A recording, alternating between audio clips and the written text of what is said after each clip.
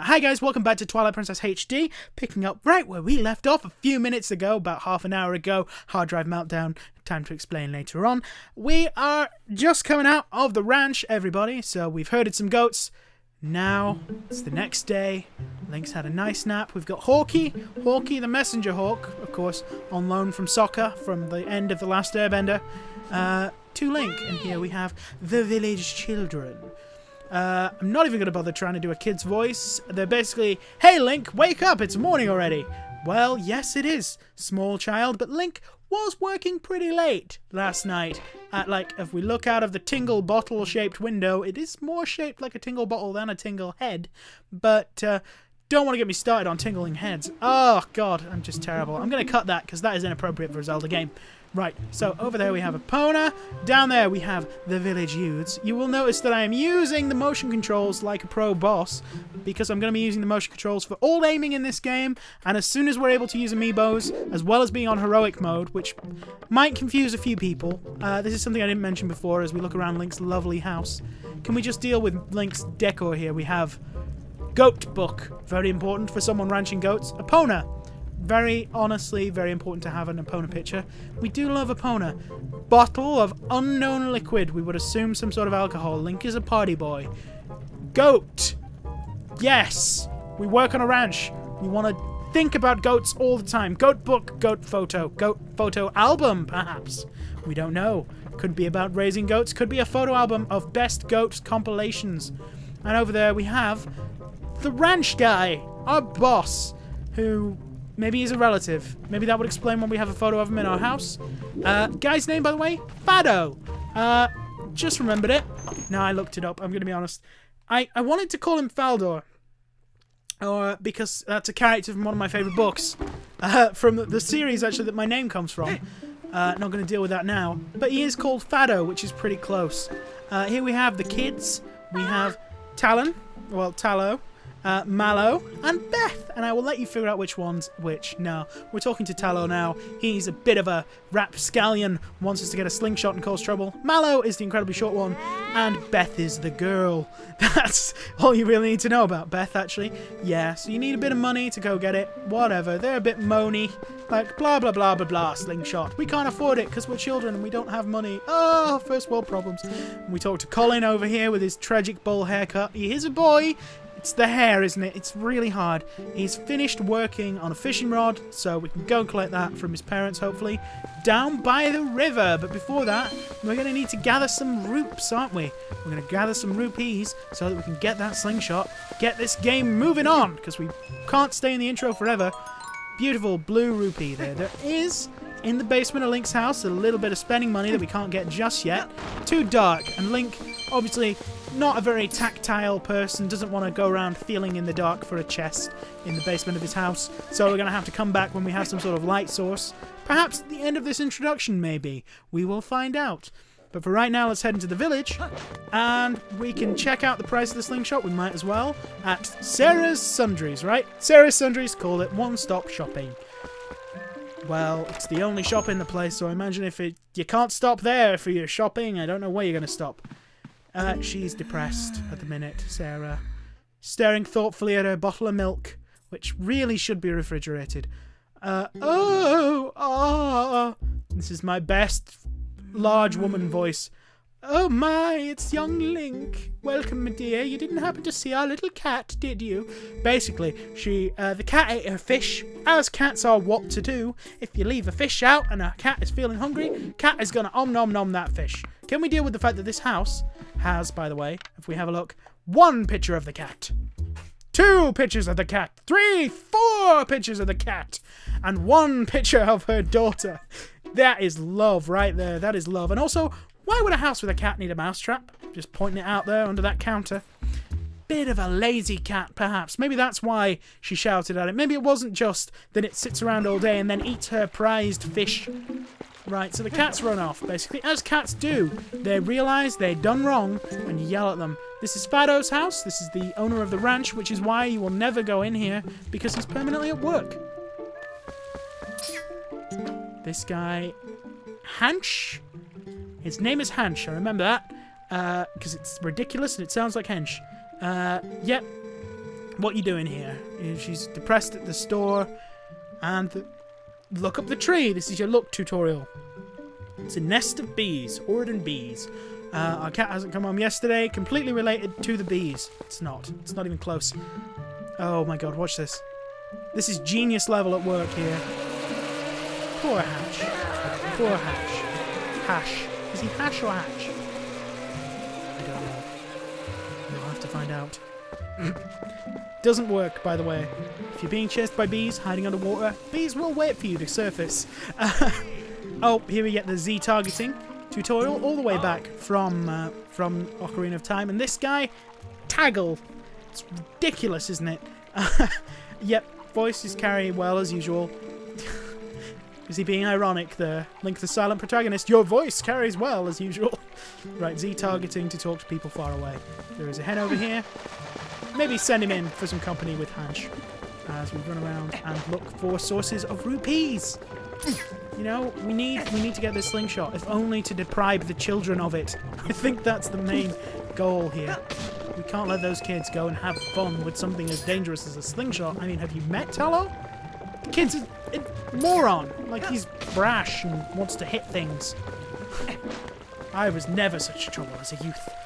Here we have Uli. I might call her Yuli, actually, because it's closer to Julie. It's more like a human name. Good morning. What are you doing with your bundle of cloth and your very pregnantness? Oh yeah, I'm here for the fishing rod. Yep. She wants us to help her first because she's selfish. She's had the cradle. Hasn't had the kid yet, but she was carrying around a cradle with her and accidentally dropped it in the river. Excellent mother there. Very skilled practice for when, you know, she does eventually have that kid. She is going to be carrying him around all the time, and she wanted just to be sure that she was, you know, at least as good as Moses' mother. There you are. Check it out. There's the cat, hint, hint. We'll come back for that cat, but that's not our problem right now. We don't want to play with the cat right now. We got to get rupees and shoot things. So, over there, the wonderfully designed hawk grass, funnily enough, shaped like a bird, plays an entire tune with a single breath. And can you guess what it calls? Can you guess what this bird-shaped hawk grass calls for us? Jesus. I mean, no, it doesn't call Jesus. Here is the hawk flying in with a lovely, lovely aerial shot of the store and Link.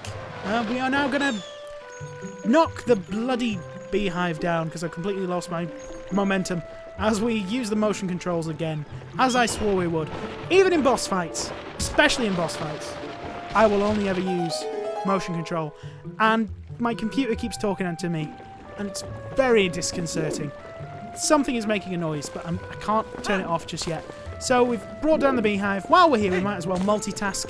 Jump across the roof of Sarah's lovely little hut. Shop, Sarah's sundries. Do they live in there? Do they live in the shop? It doesn't look big enough for people to live in as I fail the jump. And now we get to see Link swimming, I will say, has improved from the wee... But what? I saw all that. Using a hawk. Brilliant. Yeah, well, I do... Don't talk to me. I'm trying to swim faster. Basically, we do love our hawk, okay? Very obedient. Comes when called. And we show that love. We show that appreciation by hurling it face first at bees and enemies later on as well. Because that's what you do with an animal, is you use it as a sort of living weapon. To basically hurt things. As we blow into another ridiculously conveniently shaped bit of grass. And we also notice something a little bit odd, is that sometimes, when you blow into the grass, the wings flap while they vibrate as you blow in. Well, they don't do it when Link does it, but when other people do it later on, they animate the wings. It's a bit strange that they didn't do that as I try and get this motion control. Is that a monkey holding a cradle? Get him, Hawky. Get her, Hawky. Her. She's got a flower in her hair. Very fashion forward, these monkeys. I would assume it's a her. Well, you don't want to judge. It could be a him. It could be a very, very well-dressed him. As we get the cradle back, running, going to give it back to the, I'm sure, very responsible mother. Her other kid is currently talking to my horse because all the other kids are bullying him. You know, and she hasn't noticed. She's just been dropping her cradles in the water. Yep, there you go. There's a cradle. And now she wants us to carry it for her. Alright, she is very pregnant. I'll give her that. So we will carry it back. Fortunately, she's capable of teleporting as soon as we get there. My thanks, Link. Nearly forgotten. Here's the fishing rod that Colin worked really hard on. Russell, of course, was giving him instruction. If we're honest, Russell probably made it for us because let's fit Colin. Can you see Colin? I don't even know if you guys know who he is. He's the bow-haired kid talking to the horse that we met before. I have said his name about 1,000,000 times. But it occurs to me that maybe that brief second we were actually near him may not have been enough to establish him firmly in your minds if you haven't played this game 1,000,000 times like I have. So, we've knocked down the hornet's nest. Well, the bee's nest. The Ordon bee's nest. Which are suspiciously wasp-shaped, actually, these Ordon bees. But if we climb up, we will see why we did that. Not only is it very important in a second when we're going to be fishing, because we can get some lovely little bee larvae from that bee nest, we also get up this tree where the eagle-eyed of you, or the hawk-eyed, because we're using a hawk. We're using a hawk. We're using a hawk. Oh god, as Link falls from the tree. Climb up the tree. Climb up. Climb up. Link. Climb. Yes. Yes. Glad you've decided to live today, Link. As we get the blue rupee for 5, and then we're going to get another little dun-da-da-da-da, like 10 rupees. Or is it a dingy-dee-dingy-dee? Yeah, the twinkling one. For 10 rupees. And now we're just going to leap from the tree and be completely unharmed. Because Link has cyborg legs. Cyborg legs with sandals. Right, so we are going to now use the touchscreen, to equip the fishing rod on the fly. There we go. You see what I did there? Fishing rod on the fly. Fishing! Ha! We're now going to go catch a fish. Now, why would we do that? I agree. It hasn't really been established why Link particularly would need to catch a fish, but we have just got a fishing rod. Let's try it out. It is just a standard sort of fly fishing rod. We don't have any sort of reel. Hasn't bothered changing the depth of it. I don't know how to fish anyway, so it's completely irrelevant. As we sit here in the lovely, much remastered sort of area, waiting for a fish to bite. We've got a little nibble. There's our fish. Fish on. Fish on as opposed to fish off. Here we go. Not a very big fish. It's 11 inches though. Green gill, 11 inches. These small fry are everywhere and therefore not worth a damn. But the cat is going to steal our fish. Link's expression says it all. Bitch, that cat just stole my fish.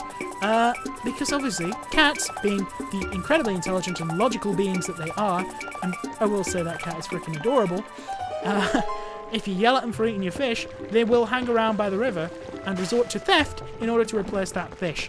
You know, making up for one act of theft with another act of theft, you might argue, probably not the best idea in the world, but you gotta cut him a little bit of slack. He's a cat, he doesn't have opposable thumbs. So, I think Link now hasn't accepted that the fish is gone, and is just basically tracking it down. And here we are! Look at how much happier she is with her strange eyes. You must simply hear this. The cat got a fish from somewhere. I have no idea where he could have got that from. My goddamn fish. She's now going to take it for herself, this stolen property, cook it, and she's giving the cat some milk as a reward for his theft. You know, if the cat steals from you and then steals from someone else to make up for it, do reward him with milk, and then give half a bottle of the unwanted cat milk to the guy whose fish it was. Thank you, Sarah. Really, really grateful. Now, that bottle is very important, actually, for later on if you want to catch some good fish, but I am going to keep the milk because we are playing in hero mode, and it is only recovery items. There are no hearts dropping anywhere. So, if we're going to survive with 3 hearts at the minute, I was considering a 3-heart run. I'm not going to play through this entire game in 3 hearts. It's too much. I'm going to just grab the slingshot for 30 rupees. Thank you very much.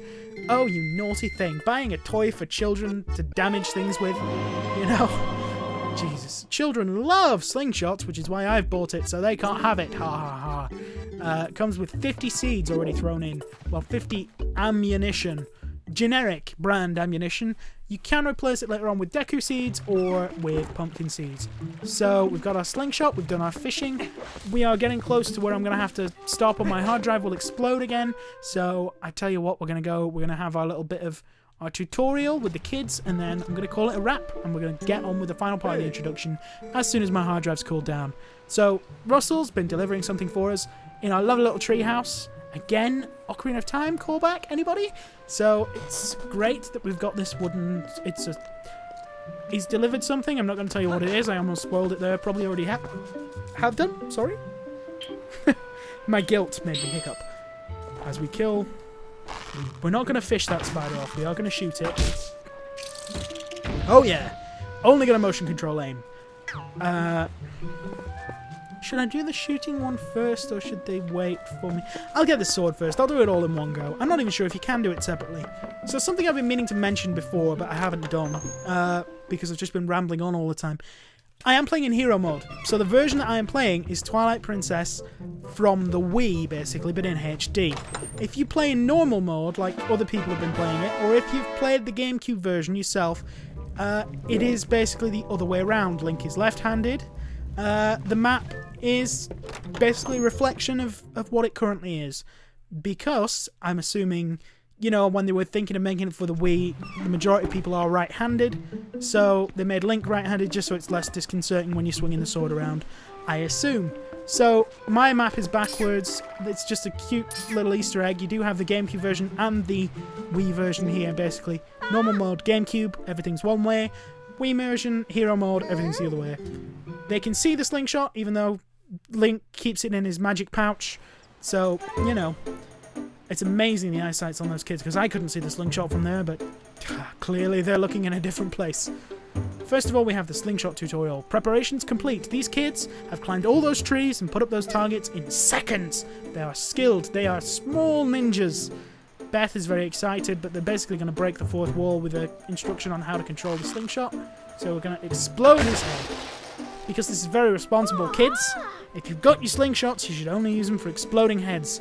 I looked at the manual in the store. Yeah, because Beth is the kid of the store owner. So she did get a chance to read through the manual. And now we've got to go around and destroy all these targets to prove our prowess. I'm considering re-equipping this, because having the button on the face, when I let go, it does tend to shake the controller a bit. So, for precision aiming, not great, but the targets are very big. Woo! Yes, finished it. Great. Now we have the sword tutorial, which is much more interesting and what I'm into. They have shortened this. They've made a few adjustments. They've shortened things. So later on, there's a bit of gameplay that used to take forever. They've shortened that. Link swims a lot faster. Link climbs a lot faster. The swimming controls are apparently much better. And this tutorial, instead of having to do, you know, the old horizontal slash, great, now vertical slash, now stab, now spin, now jump attack, you only have to do the horizontal slash, and then the stab, and then the spin, and so they took out the vertical slash, I suppose. It's not much of a shortening, especially with me rambling on, but you know, it's something and it's appreciated. There's the horizontal slice, and now the vertical slice. Tutorial. Yes, Tallow, I really want to show you in particular, you who has shown great judgment and wants to hit things all the time. I want to show you how to use a sword, because God knows you should be using it. So they want me to thrust. That wasn't a thrust. That wasn't a... They're calling it a stab. I believe the technical term is thrust. God damn it. Damn. Why won't you pick up the fact that I'm pushing forward? Fine. You have to already be tilting it. I'm trying to do it at the same time, because I didn't want to walk into it, but whatever. I'll tilt 5 minutes before I want to actually thrust. I almost called it a stab. So now we're going to do spin attack, hold the B button. If you're in a fight and you are surrounded, you can just twirl the stick and hit the B button. It's very responsive. It is not, but it can save your life. It probably will get you killed, but you can do it if you want. And the jump attack. Yeah. Thank you, Mallow, breaking the fourth wall. I'm just going to give myself a bit more space and split his bucket head in half, which is something to teach the kids, really. I'm basically showing them how to beat people up with a stick. That's what I've done. Yes, Tallow. Great. Can I maybe? Naughty monkeys.